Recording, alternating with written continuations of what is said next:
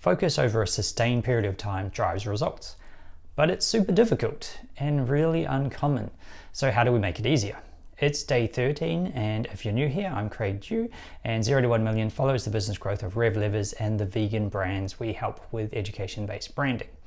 So focus is really critical to results, and this is a hard video to make. I've spent a couple of hours thinking about this to try and narrow down what I want to say so I don't go around in circles.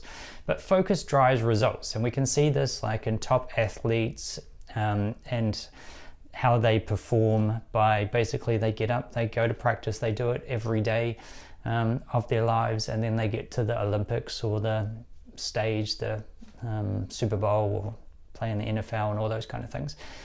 And they need to focus in order to get there and get really good at one particular thing. It's the same for businesses as well. Like a business focuses on an ideal customer, providing a product, and they get really good at looking after that customer, and they get bigger and bigger. Like Nike started out with running shoes and long distance runners and focused in there and made a great running shoe, and then went into basketball and that kind of thing. And have now built a big brand around helping athletes and that being their ideal customer.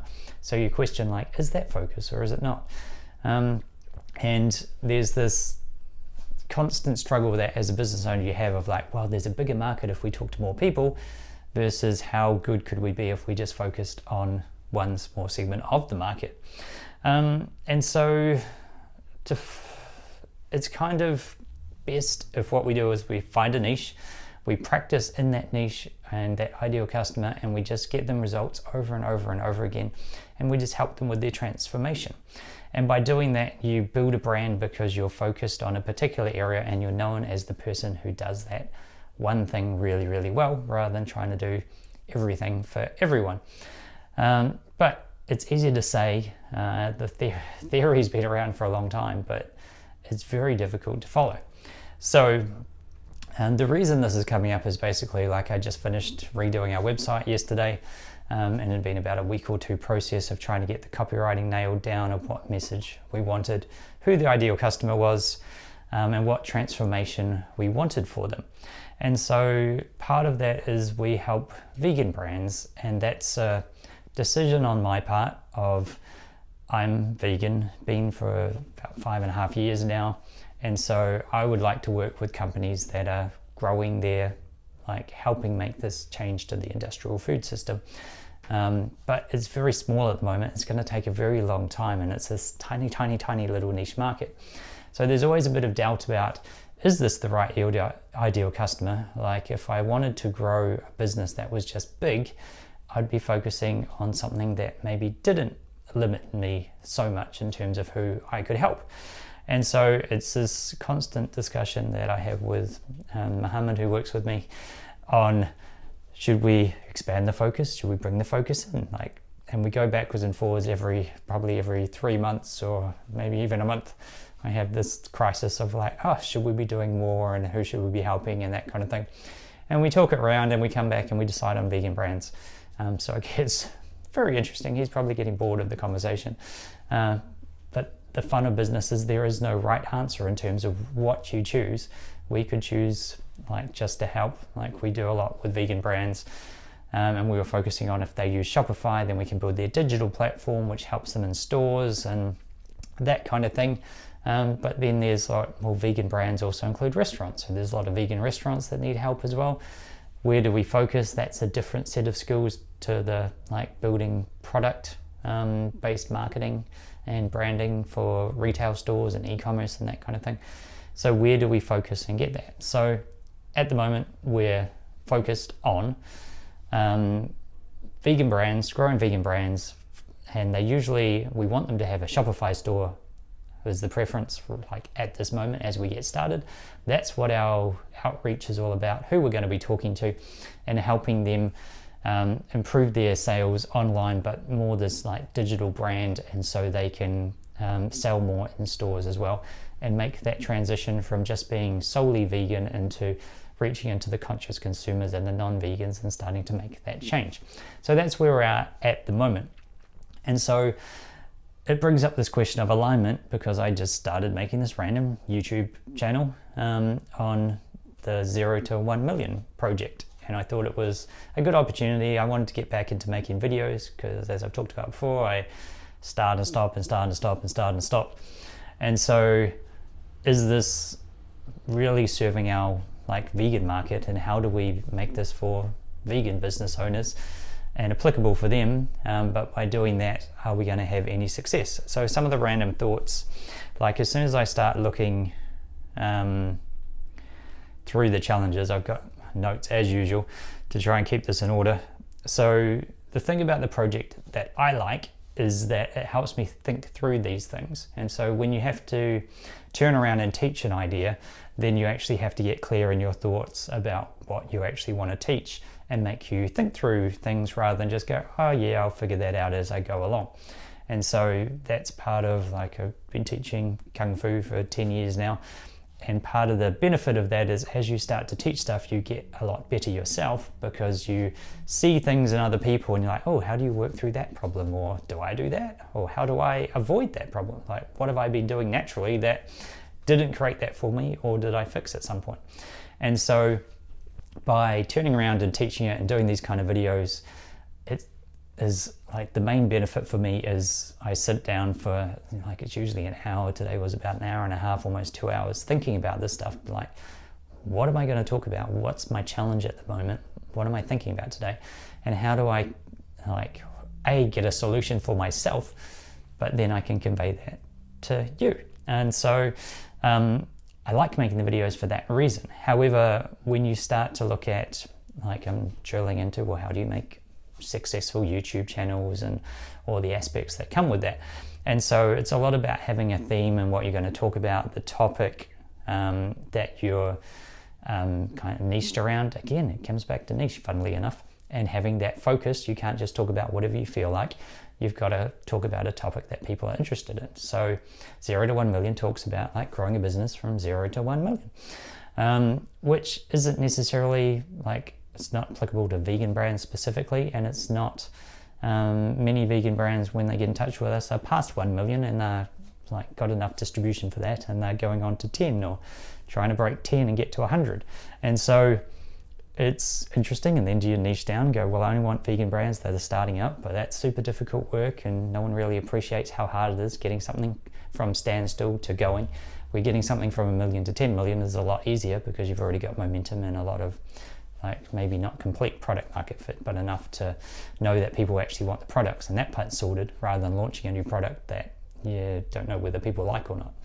Anyway, and then so the ideal viewer on the YouTube channel should be our ideal client in theory. But when you start looking at the vegan content, there's not much about business or marketing or anything like that, and no one really cares. So there's a few channels I've found, a lot of them stopped many years ago and didn't have a lot of views. There's one that's still going and there's 100 plus videos on there, and no one cares. It's barely getting 20 views on a video, let alone even 100 or that. And so it's a super small channel for a super small niche, and maybe that's all we need, because that supports when we're doing cold outreach to be hey, this is the most specific YouTube channel in the world that is specifically for growing vegan brands, and these videos are all for you.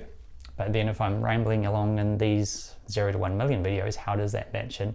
Does it need to be on that content? Do I need different videos that actually talk to the vegan brands and the steps they should be taking through the process? That's all what's going on in my head at the moment of trying to figure it out. And so and then if you send people to a channel, and because it's all vegan based and it's so tiny, and you've got, it's oh, that video had 10 views on it. So it doesn't really help your positioning or your credibility of well, this person's really good at marketing. Where it's not necessarily a marketing issue on YouTube, it's more the market is teeny tiny. If you think about we've got a list of vegan Shopify stores, there's about 2,500. We've narrowed it down to about 53 we want to work with as our ideal. We had a dream 100. There were accidental vegan businesses, so we took it down to 53. And then of those 53, how many of them watch YouTube? And you probably got one person who might be interested in watching a video occasionally, and that's not going to sustain a channel. And whether they're going to watch this every day for whatever it is, 10, 20 minutes, 30 minutes, 40 minutes sometimes, I doubt it.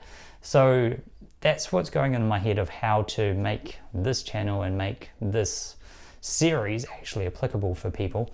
Or is it more general business, and that also applies to vegan businesses, and that's a part of it? Like, I don't know. I don't have the answer for that. I just had to turn around and make the video because I'm figuring it out. But that's my thought process. So where I'm at the moment, I was thinking, so what would I tell a client if they were in this position? So the first thing is, like, can you get enough of a market to make the business worthwhile? And so if you're going after this super niche and it's like, well, there's only 10 people in the world that do that, you might not be able to be, I would say it's very unlikely to build a business out of that, unless you get one of those 10 people and they're paying you like a lot of money to do whatever it is you do. If it's hyper specific, it's unlikely that a market's ever that small. But so with our small market size, can we make this work? And so for us, we need like 42 clients to get to the $1 million goal. So the market size doesn't seem to be the limiting factor for us, and it shouldn't be for vegan brands either. There's enough vegans, you've just got to go about it the right way, and there's hiccups that come into the process because you're like excluding 99% of people, and if you're in a supermarket, like 1% of people isn't going to make it fly. So there was a whole video on that yesterday. So is the market big enough to make it work?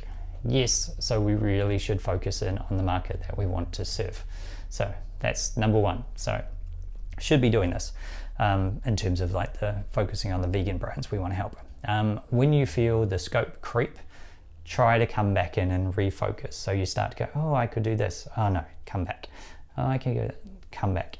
And so it's easy to start wasting time with distractions and getting out of what your core competencies are, and really doubling down on them. So you could say that making these YouTube videos, they're a distraction to what I could be doing, which is getting really good at helping vegan brands all the time. So is this helping our marketing, or is it a distraction? How do we pull it back in to help our marketing and be more focused?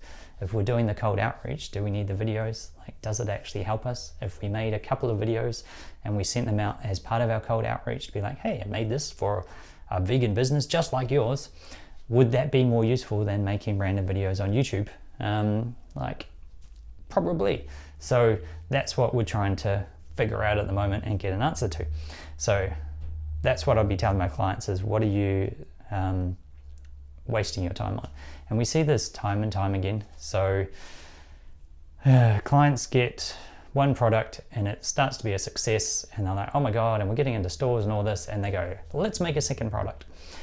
And to me, it's always like, the first product isn't super successful yet. Like, unless you're doing millions of dollars with the first product, like at least $1 million with one product to one customer, you don't need a second product. And so vegan brands and supermarkets and that kind of thing are also interesting in that aspect as well, because the more SKUs and complexity you add, it's harder to get listed, and one of your products might just cannibalize the other product, which isn't a very vegan term if it's eating itself, but it's, so you've got to be really careful about it versus, oh, we've got this new product, it's really going off, how do I put all my effort into making this product more successful? And that could be like more sales in stores, more sales online, more going into different cities, different states, like really dominating the US in it and getting into all the stores that you possibly can, then looking internationally. So with one product, there's a lot of room to grow these days. And by really being hyper-focused, you can get amazing results. And it's like, if there's 3 million vegans in the US, like, do you have 3 million people as a customer? And while you'll probably never saturate the market to that point, like if you got half, like no one's got 1.5 million vegans as their customers, like that would be 50% of the market. Like, are we even pushing like hundreds of thousands? Like, it's very hard. So really double down and drive into that. So that's what I'd be telling a client, and what I need to tell myself is like focusing and really doubling down into what you're doing. Don't try and start another product and do that, because we've had this discussion too of like, well, vegan brands who create products that go in like supermarkets, they're usually food product type things, but it might be vegan shoes or like fake leather products, so those kind of alternatives in clothing, and using Shopify. So they've got an e-commerce platform that we can then leverage to get them distribution in stores, and then so building that side of things is different to helping vegan restaurants, which I also have skills to be able to do, like Google Maps listings and all that kind of different things. Like teach every restaurant or cafe, but a vegan one specifically, like how to build an email list, have a monthly draw where people enter their email address to win a free meal, and then you can market them about, keep the conversation going, build your brand, explain what you're about, different things that you can do in the restaurant to make people identify with the brand. How do you make it less scary for non-vegans to come in? You'll have vegans who bring their non-vegan friends, but then how do you get the non-vegans to come back by themselves because they really love the food? And not be like, oh, it's a vegan restaurant, so it's not so good. Like, there's a whole thing over there with vegan restaurants that need a lot of help, and there's probably about 2,500, I think Jim and I told me the other day, of those as well in the US that we could be helping, and they're going to grow, or vegan brands, like, and we could do both, but we're trying to focus in one particular area and grow that. So you can see how quickly this, but we could do this, thing comes along, and you've got to go, no, go do the first thing. And so the other thing, like, we're about to start our cold outreach, and so what I'd be telling myself as a client is be patient. Like, we've been waiting till the 6th of January because everyone's like, there's Christmas and public holidays and stuff like that, and no one's probably looking to get emails from us at this point. So when we start doing that, last time we sent out emails, like, we got a really good response. We had to stop marketing ourselves because we got so many people come in, because our offer was really good as well. We think we've got another good offer that should appeal to people, and that should work. So this whole is it going to work question can be answered in maybe by the end of January, after we've done a couple of weeks of outreach, and see what the response is. And we could always pivot from there if it's not working. Like, you have to change if it's not working and the market doesn't want what you're selling, but until that point you don't need to change. And so I said, like, how do we make this focus thing easier? And my bit would be thinking about the long term. And so, like, there's a few different, probably 4 notes here. So thinking about the long term in terms of where do you actually want to go? And if you keep going in this direction for a sustained period of time, will you get better results than trying to do lots of things for everyone? And so I see there's lots of, like, I don't consider ourselves a marketing agency because I think that it's like a terrible category to be in, because most of them don't know what they're doing and they try and do too much. So you go to a marketing agency and they're like, oh yeah, we're going to help you with your website and your SEO and your content and your social media and your posters and this and that. And they just do, like, we do everything because everything is marketing, rather than being really good at a particular thing. So there's, like, if you go to an SEO agency, they're very focused on the SEO and very good at that, and that's a better niche. But then you think about, well, you're ranking for what kind of stores? If you got even more focused than that, you can be like, well, we're an SEO agency that focus on dentists, and so we rank dentists, and so we know how to do all your Google Maps and this and that for a particular niche, and you're getting more focused because there's so many dentists in the world or in the US or whatever that you could make a whole business out of doing that, versus going, well, we just do SEO. So you can see how this kind of trails down into what they're doing. So if you think long term, like, how if we could get this niche and we could become the dominant player in SEO for dentists, and we went to all the dentist conferences and did that, same with vegan brands, it could be really successful. There's just a lot more dentists than there are vegan brands at the moment. So we're taking a punt that the vegan market's going to grow over time, if vegans can get out of their own way and stop pissing off everyone and trying to convert them to the dark side too much in really awkward ways, and just let the change happen organically. So having a long-term plan, and it's hard to go, I think this is where it's going to go and this is my gamble, and it might take, well, it will take decades. So being the vegan branding expert for vegan products, like, will totally pay off in, might be 10 years, 20 years, 50 years, 100 years when I'm dead. But if we stuck for the long term, it'll be worth it. So that's thinking about the long term, and at least have a 10-year time frame on what you're doing. And that will help kind of get you through this. Second part is like how you frame the journey in terms of improvement. And so it's kind of a two-parter here. If you think about most business owners, we get distracted by shiny objects. And I was like, oh, well, I could go, it'll be really exciting to help vegan restaurants. So I could go learn all this stuff and go and do this over here and work with new clients. And that's how I'm going to grow. Instead of doubling down on like what the area that you're helping and getting really good at it.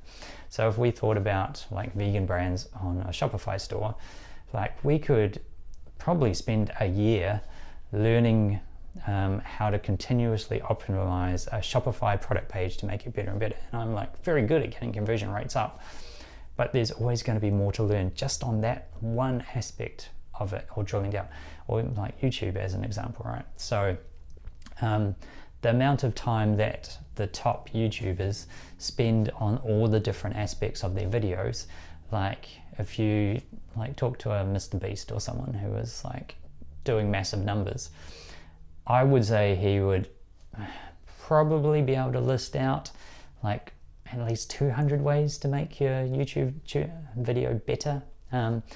And kind of his advice is make 100 videos and make something better every single time. So that's kind of 100 different things that you could make better. So if you think about, well, a thumbnail, how can I make a thumbnail better? And split testing all those different things. So you could spend a month or 3 months or like 6 months getting really good at YouTube thumbnails. That's almost a service that you could sell to people who wanted to be on YouTube. How do you get your first 3 seconds to hook people in? How do you make your first 5 seconds engaging? What about lighting and composition and how you speak, the tonality, stories, the structure that you use, that you don't just ramble for a long time like I do. I want to get better at how do I get the message through and structure it in a way that's engaging and wraps it all together. So you've got a takeaway at the end, which you do, hopefully, something I'm working on at the moment. So there's so much depth that we can get in terms of how good we can get at something. And then once you get really good at it as well, you're training other people. So part of growing a big business is to be able to train people to do what you do. So it doesn't matter that I'm really good at copywriting. If I can't teach Mohammed to be really good at copywriting, like the business isn't going to go anywhere because it's just about me being a good copywriter, or I can't hire other good copywriters. And like there's a training type of business where you train people to be really good, and there's a talent acquisition type of business where you acquire the right talent that you need. So I could go hire really good copywriters and take that approach. Like it depends on the business model that you're using, but you need to be able to leverage yourself by getting other people to do what you can do.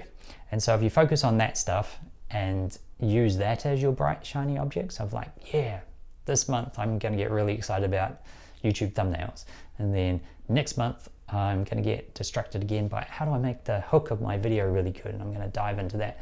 And then maybe 6 months later you come back to thumbnails and get even better at them because you're constantly iterating around and around and getting better. So there's always bright shiny objects to learn and improve and get there. And you can even take like AI is kicking off now, and was like, oh my god, put AI in the business, and they go for all this general stuff rather than going, well, how does AI really serve my business? And I can use it in a very specific way. Here's the use cases, so I'm going to double down onto that, not just let's install AI, whatever that means. That's what business owners tend to think. Like, we've got to be using AI. It's like, for what? What are you doing that it can save you time and do stuff with? Anyway, so use that as your bright shiny objects and frame the journey in terms of how are you going to improve and get better and better at those skills and make your team better and better at like one specific skill or niche, an ideal customer and their transformation that you're helping. And then other one is like to help you think about it. Like I think about using metaphors to help kind of, when you hear it in the form of a metaphor, it's like, this sounds real dumb. So why would I be doing that? So if you think about like a top athlete, like they're not going to switch sports. And so one of the cases, right, Michael Jordan, like the greatest of all time basketball player, goes and plays baseball and gets into the minor leagues and does well because he's a natural athlete and he's good in that kind of thing. But he's never going to be a top baseball player. He was the best in the world in basketball. So if he thinks about just doubling, and then I'm pretty sure went back to basketball and stuff. And all power to him, learning new things, doing new things, and at such a high level. Like, for him, why not go do another challenge like that? But most of us are not the greatest of all time in one particular sport or business or whatever. So by really doubling down and getting that good at things, it helps you. So any of your sports heroes or whatever, they're not just going to go and switch sports completely. And then you can go, well, I'm not going to just switch businesses, right? Because that's like switching sports. It's like I'll go from having like a marketing agency, it's the label you're going to put on this, but like a business growth partner is what we do. I could go and start a dentistry office or something. Like, it's a totally different thing that I need to learn. So focusing on that, but then even thinking about like switching positions, because that's what we do with bright, shiny objects. So you don't have a football player who's like the quarterback and then they're like, I'm bored, I'm going to go become a wide receiver now. And they just change positions. Like, maybe in the early days when one of the coaches tell them at like high school or college levels, like, you suck at this, you should go and do this because you'd be better at it. And then they double down in that position. But you don't see anyone in the NFL who's like, I'm the quarterback, but this week I'm playing wide receiver, and then I'm going to go play another position the next week. Like, people focus on their area of expertise. And so in your business, you need to be focusing on those key areas that get results as part of your team that you're working with, but also just like the ideal clients that you're working with in that transformation. Same like in running. Like, you don't have a sprinter and they're like, I'm a sprinter for the 100 meters and I'm going to the Olympics, but I'm also doing the 5,000 meter race. Like, it doesn't happen. Or the marathon. Like, it's a completely different type of training in person, that kind of thing. There's no one who wins gold medal as a sprinter and as a marathon runner. Doesn't happen, because it's completely different things and you need to focus. So if you think about in your business, it's like, I'm a marketing agency who works with SEO, but now I also want to go and do paid traffic, because paid traffic is similar to SEO, and maybe Google AdWords is a little step over. Like, you've got to be really good at the SEO bit, and like that is really dialed in to be like, okay, now I can add this extra feature for my clients because I'm still serving my ideal customer. Their transformation is they want traffic, but I'm going to go from SEO for free organic keywords to Google AdWords, which is the same, but the paid version of it, and learn a whole bunch of different skills so we can offer those two services. Not I'm going to go over here and be like, let's start a TikTok part of the business and then we'll add this on and this on, this on. Like, most of us could do with more focus. That is the point. And so I guess, like, if it comes down to the summary and the key point of everything, it's obviously focus. Like, that's the key word, focus. And that means aligning everything in your business with your ideal client and the transformation from where they are now to where they want to go. Hope that helps, and I'll see you tomorrow.